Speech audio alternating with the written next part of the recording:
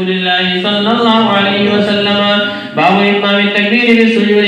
وبه قال حدثنا أبو النعمان قال حدثنا حماد بن زيد عن غيلان بن جرير عن مطرف بن عبد الله قال صليت خلف علي بن عباس علي بن ابي طالب رضي الله تعالى عنه انا وعمران بن حسين رضي الله تعالى عنه فكان اذا سجد كبر واذا رفع راسه كبر واذا نهض من ركعتين كبر فلما قضى الصلاه اخذ بيده عمران بن حسين رضي الله تعالى عنه فقال قد ذكرني هذا صلاه محمد صلى الله عليه وسلم وقال لقد صلى بنا صلاه محمد صلى الله عليه وسلم. وبه قال حدثنا عمرو بن علي قال اخبرنا شيخ عن ابي بشر عن عكرمة قال رايت رجلا عند المقام يكبر بكل خفض ورفع واذا قام واذا وسع فاخبرت ابن عباس رضي الله تعالى عنهما فقال اوليس تلك صلاه النبي صلى الله عليه وسلم لا ملك. باب التكبير اذا قام من السجود.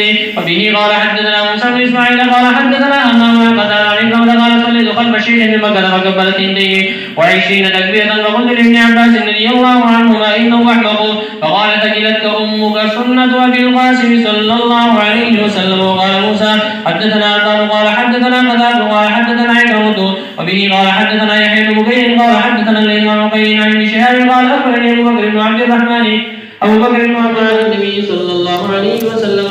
وفيه مالك بن الحويرث رضي الله تعالى عنه. وبه قال حدثنا اسحاق بن المسدي قال حدثنا خالد بن جديه عن ابي العلاء عن مطرف عن عمران بن حسين رضي الله تعالى عنهما وعنه قال صلى مع علي بالمسجد فقال ذكرنا هذا الرجل صلاة كنا نصليها مع رسول الله صلى الله عليه وسلم فذكر انه كان يكبر كلما رفع وكلما وضع. وبه قال حدثنا عبد الله بن يوسف قال اخبرنا مالك عن ابن شهاب عن ابي سلمة عن ابي هريرة رضي الله تعالى عنه انه كان يصلي بهم فيكبر كلما خفض ورفع فاذا انصرف قال اني لاشبهكم صلاة برسول الله صلى الله عليه وسلم. باب اتمام التكبير بالسجود. وبه قال حدثنا ابو النعمان قال حدثنا حماد بن زيد عن غيلان بن جرير عن مطرف بن عبد الله قال صليت خلف علي بن عباس علي بن ابي طالب رضي الله تعالى عنه انا وعمران بن حسين رضي الله تعالى عنه فكان اذا سجد كبر واذا رفع راسه كبر واذا نهض من الركعتين كبر فلما قضى الصلاه اخذ بيده عمران بن حسين رضي الله تعالى عنه فقال قد ذكرني هذا صلاه محمد صلى الله عليه وسلم وقال لقد صلى بنا صلاه محمد صلى الله عليه وسلم. وبه قال حدثنا عمرو بن علي قال اخبرنا شيخ عن ابي بشر عن عكرمة قال رايت رجلا عند المقام يكبر بكل خفض ورفع واذا قام واذا وسع فاخبرت ابن عباس رضي الله تعالى عنهما فقال اوليس تلك صلاة النبي صلى الله عليه وسلم لا ملك. باب التكبير اذا قام من السجود. وبه قال حدثنا موسى بن اسماعيل قال حدثنا همام عن قتادة عن عكرمة قال صليت خلف شيخ بمكة فكبر 22 تكبيرة فقلت لابن عباس رضي الله عنهما انه احمق فقال ثقلتك امك سنة ابي القاسم صلى الله عليه وسلم. وقال موسى حدثنا ابان قال حدثنا قتادة قال حدثنا عكرمة. وبه قال حدثنا يحيى بن بكير قال حدثنا الليث عن عقيل عن ابن شهاب قال اخبرني ابو بكر بن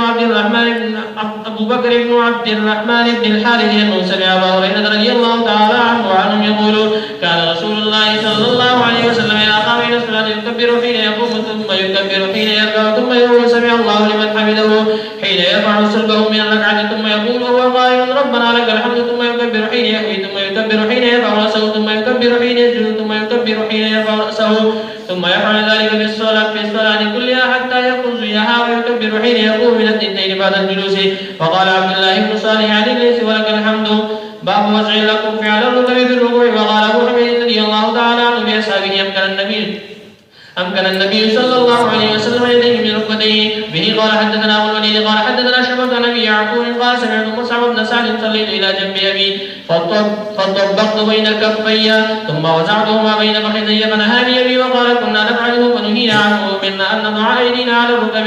باب اذا لم يتم الركوع. وبه قال حدثنا حفص بن عمر قال حدثنا شعبة عن سليمان قال سمعت زيد بن وهب قال راى خزيمة رجلا لا يتم الركوع والسجود وقال ما صليت ولو مت على متغير الفطرة التي فطر الله محمدا صلى الله عليه وسلم. باب استواء الدور بالركوع. وقال ابو حميد رضي الله تعالى عنه في اصحابه ركع النبي صلى الله عليه وسلم ثم حسر ظهره. باب حد إتمام الركوع والاعتدال فيه والإطمانينة. وبه قال حدثنا بدر بن المحبر قال حدثنا شعبة قال أخبرني الحكم عن ابن أبي ليلى عن البراء رضي الله تعالى عنه قال كان ركوع النبي صلى الله عليه وسلم وسجوده وبين السجدتين وإذا رفع